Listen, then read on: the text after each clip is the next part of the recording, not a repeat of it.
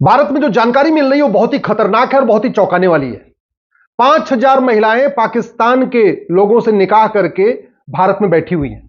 5 लाख।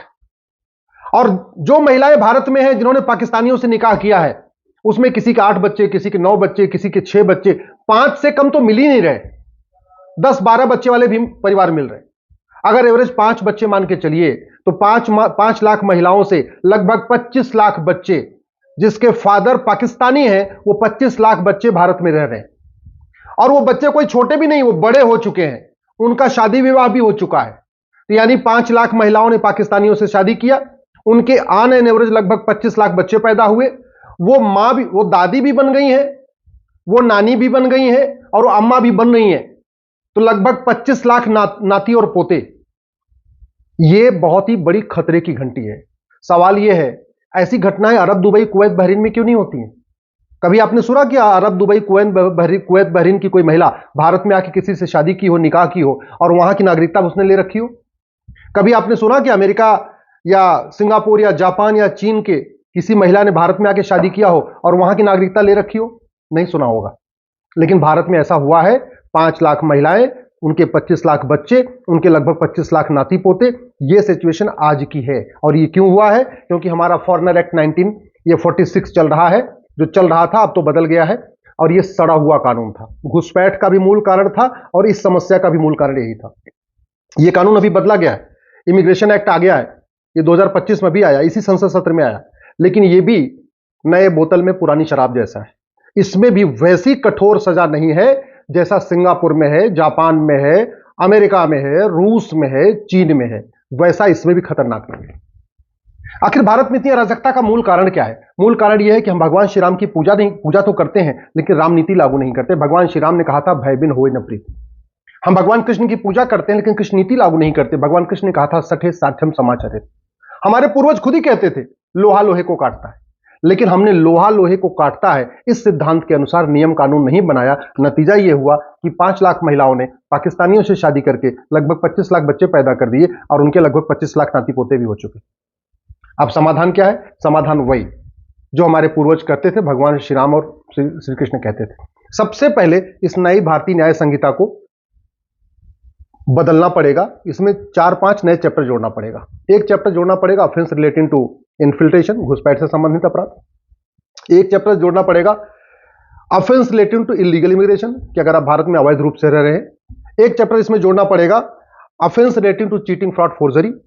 एक चैप्टर इसमें जोड़ना पड़ेगा offence relating to fake documents.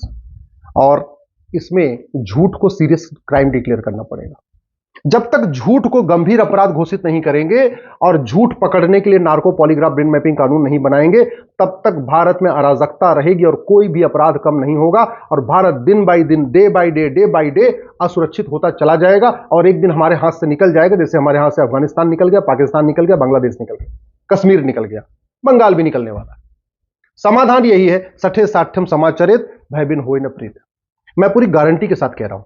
आप किसी एक महिला को पकड़िए, उसका narco polygraph brain mapping test करिए और टेस्ट करके उससे पूछिए कि तूने निकाह क्यों किया था। दूसरा उससे सवाल पूछिए, निकाह करने के बाद तुम यहीं भारत में क्यों रुक गई। फिर उसे यह भी पूछिए, तुम्हारे कुल कितने बच्चे हैं। और फिर उससे यह भी पूछिए, तुम्हें भारत में रहने के लिए किसने किसने मदद किया, कौन तुम्हें पैसा देता है, कहां से पैसा आता है, तुम्हारे बच्चों के सर्टिफिकेट कैसे बने, बर्थ सर्टिफिकेट कैसे बना, तुम्हारा आधार कैसे बना, तुम्हारा पासपोर्ट कैसे बना, तुम्हारा डोमिसाइल सर्टिफिकेट कैसे बना। ये सारी बात पूछ लीजिए। तो जानते, एक एक महिला के कम से कम 10-10 मददगार निकलेंगे। वो 10 लोग मदद क्यों कर रहे? क्योंकि भारत में न तो फर्जी डॉक्यूमेंट बनवाना गंभीर अपराध है, न बनवाना गंभीर अपराध है। तो महिला ने सारे डॉक्यूमेंट बनवा लिए क्योंकि वो सीरियस क्राइम नहीं है। और आधार बनाने वाले ने आधार बना दिया, नगर निगम वाले ने बर्थ सर्टिफिकेट बना दिया, तहसील वाले ने राशन कार्ड बना दिया, हर जगह के आरटी ऑफिस के दलाल ने उनको ड्राइविंग लाइसेंस बना के दिए। सारे डॉक्यूमेंट बनते चले जा रहे हैं, बनते जा रहे हैं। क्यों? क्योंकि फर्जी डॉक्यूमेंट बनाना और फर्जी डॉक्यूमेंट बनवाना गंभीर अपराध है।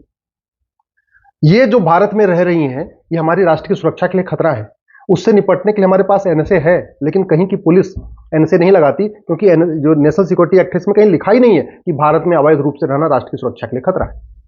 हमारे पास अनलॉफुल एक्टिविटीज है, भारत में अवैध रूप से रहना अनलॉफुल एक्टिविटी है, लेकिन इस कानून में कहीं लिखा ही नहीं है कि घुसपैठ करना या भारत में अवैध रूप से रहना या घुसपैठियों की मदद करना या अवैध रूप से रहने वालों की मदद करना या उनको डॉक्यूमेंट बना के देना, न ये राष्ट्र की सुरक्षा के लिए खतरा है, न ये अनलॉफुल एक्टिविटी है। तो न तो पुलिस एनएसए लगाती है, न तो पुलिस यूएपीए लगाती है।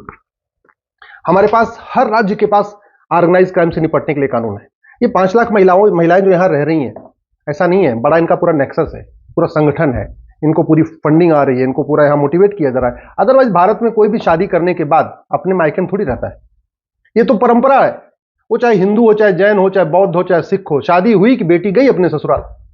सवाल यह है कि ये शादी कर रही थी पाकिस्तान में, तो भारत में रह क्यों रही थी? क्या था इनका मोटिव? क्यों इन्होंने पाकिस्तान की नागरिकता नहीं लिया और भारत की नागरिकता पकड़ के बैठी रही? ये तो तभी पता चलेगा जब narco polygraph brain mapping test हो। लेकिन मैं पूरी जिम्मेदारी के साथ कह रहा हूं, ये एक ऑर्गेनाइज वेल प्लान्ड क्राइम है और ऑर्गेनाइज क्राइम से निपटने के लिए हर राज्य के पास कानून है। महाराष्ट्र का पास मकोका है, गुजरात के पास गुजकोका है, यूपी के पास गैंगस्टर एक्ट है, किसी के पास गुंडा एक्ट है, सबके पास अपना अपना कानून है। लेकिन पुलिस लगाती नहीं है, क्योंकि कानून में लिखा ही नहीं है कि भारत में अवैध रूप से रहना ये ऑर्गेनाइज क्राइम है। इवन जो ये नई भारतीय न्याय संहिता बनी है, इसमें एक प्रोविजन है वेजिंग वॉर। मैं कह रहा हूं, घुसपैठ करना, अवैध रूप से रहना, ये अपने आप में वेजिंग वॉर है, इनडायरेक्ट वॉर है। लेकिन पुलिस नहीं लगा रही है, क्योंकि हमने वेजिंग वॉर में डिफाइन ही नहीं किया कि क्या क्या वेजिंग वॉर है। ऑर्गेनाइज क्राइम में डिफाइन ही नहीं किया कि क्या क्या ऑर्गेनाइज क्राइम है। नेशनल सिक्योरिटी एक्ट में डिफाइन ही नहीं किया कि नेशनल सिक्योरिटी के लिए क्या क्या खतरे हैं।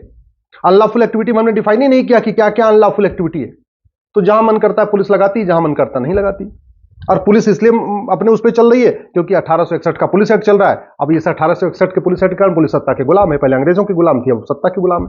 भाई पुलिस के लोग भी तो आदमी होते हैं ना, जो थानेदार, हवलदार या कलेक्टर, कप्तान या जो लोग भी हैं, अधिकारी, कमिश्नर हैं, वो भी तो इंसान है। उनको नौकरी करनी है, उनको अपने बच्चे पालना है। अगर वो सत्ता से झगड़ा कर लेंगे तो उनको तो रोज पर डे उनका ट्रांसफर करते रहेंगे, क्योंकि ट्रांसफर करने में कोई नियम कानून तो है नहीं। जब मन किया तब ट्रांसफर कर दिए। तो अगर हम भारत को सुरक्षित बनाना चाहते हैं, ऐसी चीजों से रोकना चाहते हैं, तो one nation one police code लागू करना पड़ेगा, पुलिस चार्टर लागू करना पड़ेगा। अब आप सोचिए, कितनी भारत में अवैध गतिविधियां हो रही हैं, लेकिन अवैध गतिविधियां करने वाले और उनके मददगारों के आज तक किसी की नागरिकता खत्म ही नहीं हुई। आप बताइए, किसी आतंकवादी की नागरिकता गई, किसी जासूस की नागरिकता गई, किसी गद्दार की नागरिकता गई, किसी घुसपैठिए की मदद करने वाले की नागरिकता गई, किसी धर्मांतरण कराने वाले की नागरिकता गई, किसी ड्रग स्मगलर की नागरिकता गई, किसी मानव तस्करी करने वाले की किसी की नागरिकता गई नहीं। क्यों? ये कानून सड़ा हुआ है। इसलिए मैं कहता हूं, ये जो सिटीजनशिप एक्ट है, इसको बदलना पड़ेगा, एक नया कानून बनाना पड़ेगा। नागरिकता देने और नागरिकता लेने के लिए फिर से एक नई टर्म्स कंडीशन बनाना पड़ेगा। ये जितने अवैध काम हो रहे हैं, जो महिलाएं यहां रह रही हैं, पक्का इनको फंडिंग आ रही होगी। और फंडिंग का सबसे बड़ा पैटर्न क्या है? नकली दवाओं के कारोबार से जो पैसा आता है उससे फंडिंग होती है, और जो ड्रग का कारोबार चलता है उससे फंडिंग आती है। ये क्यों चल रहा है? ये 1940 का बना हुआ ड्रग एक्ट महा सड़ा हुआ है, महा घटिया, इसलिए नकली दवाओं का कारोबार चल रहा है। ये एनडीपीएस एक्ट भी महा सड़ा हुआ है, महा घटिया, इसलिए ड्रग स्मगलिंग भी चल रही है। दुनिया के कई देशों में नकली दवा का कारोबार करना और ड्रग स्मगलिंग करना, इसमें फांसी होती है। सिंगापुर में तो कई लोगों को फांसी दे दिया, फांसी दी जाती है, 100% प्रॉपर्टी जब्त की जाती है, नागरिकता खत्म की जाती है। हमारे यहां ऐसा कोई प्रावधान ही नहीं।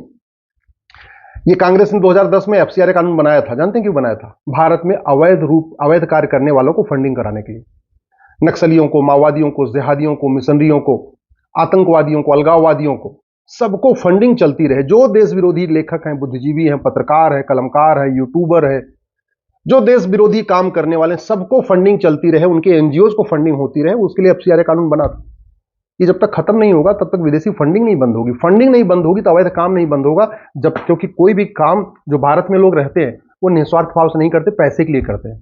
वो पैसे के लिए जासूसों की मदद करते हैं, पैसों के लिए गद्दारों की मदद करते हैं, पैसे के लिए घुसपैठियों की मदद करते हैं, पैसे के लिए मिशनरियों की मदद करते हैं। तो जब तक फंडिंग नहीं बंद होगी तब तक ये देश विरोधी काम नहीं बंद होंगे।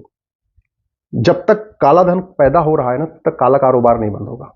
जितने भी अवैध काम होते हैं, सबकी फंडिंग काले धन से होती है, और काला धन जनरेट हो रहा है, जबरदस्त जनरेट हो रहा है।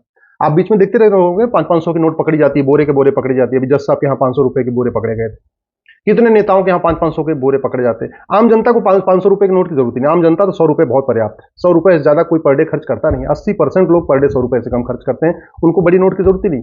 जो बड़े हैं उनके पास एटीएम, पेटीएम, भीम, यूपीआई, डेबिट कार्ड है, फिर भी 500 रुपए की नोट चल रही है। 100 रुपए से बड़ी नोट बंद कर दिया जाए और इस कानून को बदल दिया जाए, काला धन रुक जाएगा, काला धन, काला कारोबार रुक जाएगा। ये जो अवैध काम हो रहा है, जो अवैध रूप से रह रहे हैं, जो घुसपैठ होती है, धर्मांतरण होता है, ये सारे काम रुक जाएंगे। बेनामी लेन देन जब तक नहीं रुकेगा, तब तक अवैध काम चलता रहेगा। और बेनामी लेन देन रोकने का एक ही तरीका है, संपत्ति को आधार से लिंक कर दिया जाए और यूनिक आइडेंटिटी जो आधार नंबर है इसको कॉमन कर दिया जाए। जो आधार नंबर है यही ड्राइविंग लाइसेंस का नंबर हो, यही पासपोर्ट का नंबर हो, यही आपके सारे डॉक्यूमेंट का नंबर आधार हो। जब कोई आप कार खरीदो, बाइक खरीदो, मोबाइल खरीदो, कुछ भी सामान खरीदो, 10,000 रुपए से महंगा अगर सामान खरीदना है, वो आधार में लिंक होता चला जाएगा। बेनामी लेन देन रुक जाएगा। बेनामी लेन देन रुक जाएगा तो भारत में शांति आएगी, अराजकता बंद हो जाएगी। हवाला का कारोबार रोकना पड़ेगा। सारी फंडिंग, खाड़ी देशों की जितनी फंडिंग होती है सब हवाला के जरिए आती है। जिहादियों की, मिसरियों की, धर्म मदरसा बनाने की, मस्जिद बनाने की, मजार बनाने की, दरगाह बनाने की, जितनी फंडिंग आ रही है, अलगाववादियों की, आतंक, सारी फंडिंग हवाला के जरिए होती है। हवाला तभी रुकेगा जब 100 रुपए से बड़ी नोट बंद हो, 5,000 रुपए से महंगे सामान का कैश लेन देन बंद हो, प्रॉपर्टी को आधार से लिंक किया जाए। सबसे बड़ा मूल कारण है अवैध काम का, वो है भ्रष्टाचार। ये बचते हैं भ्रष्टाचार के जरिए।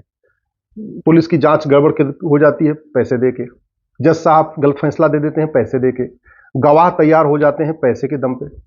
तो जब तक ये करप्शन अब नहीं बंद होगा, और सबसे बड़ी बात ये कि जब तक भारत में झूठ बोलना गंभीर अपराध नहीं होगा, झूठ पकड़ने के लिए नार्को पॉलीग्राफ ब्रेन मैपिंग कानून नहीं बनेगा, झूठा हलफनामा दाखिल करना, झूठी गवाही देना, इसको गंभीर अपराध घोषित नहीं किया जाएगा।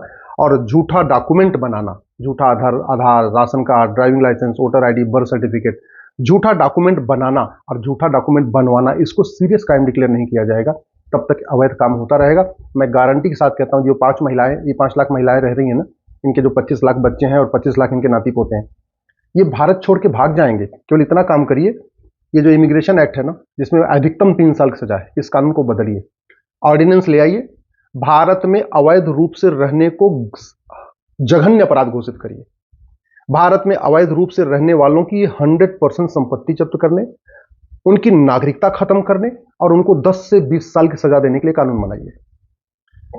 केवल अवैध रूप से रहने वालों नहीं, उनके मददगारों के लिए भी वही धारा, यानी जो भारत में अवैध रूप से रह रहे हैं, जो उनकी मदद कर रहे हैं, जो उनके मददगार हैं, उनकी भी 100% प्रॉपर्टी जब्त करने, नागरिकता खत्म करने और 10 से 20 साल की सजा के लिए कानून बनाइए। मैं गारंटी के साथ कहता हूं, जो बाप है ना, वो अपनी बेटी को खुद ही कहेगा, भाई तूने निकाह कर लिया, तू पाकिस्तान जा।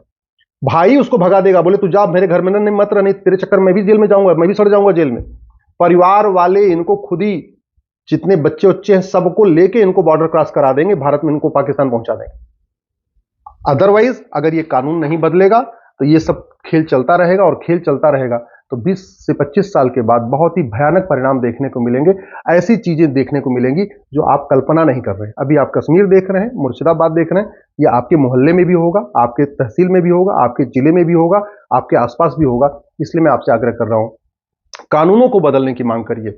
डॉक्टर बदलने से बीमारी ठीक नहीं होगी, बीमारी ठीक होगी दवाई बदलने से।